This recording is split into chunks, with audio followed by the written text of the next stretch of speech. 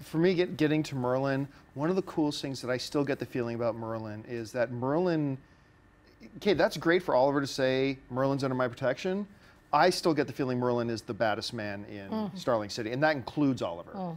Because you notice when Nisa showed up, he had no problems with Nisa. Like he handled, when they showed up in the monastery thing, he handled her like that, like no problem. Far easier than Oliver was able to handle her.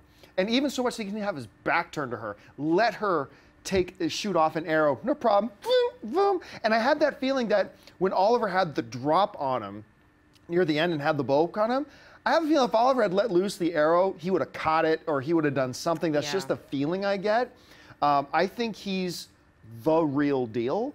And I think he knows that, but I also think he wants to work with Oliver and all that kind of stuff. And it brings up interesting things about him too, because we all know he is the villain, especially from season 1. He's ultimately the villain. Killed 500 people in the city.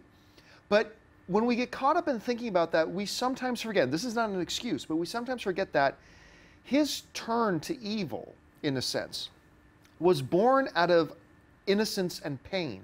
You know, it was born out of the loss of his wife. And then from that came, he had the same mission as Oliver did in many ways, that he wanted to save the city.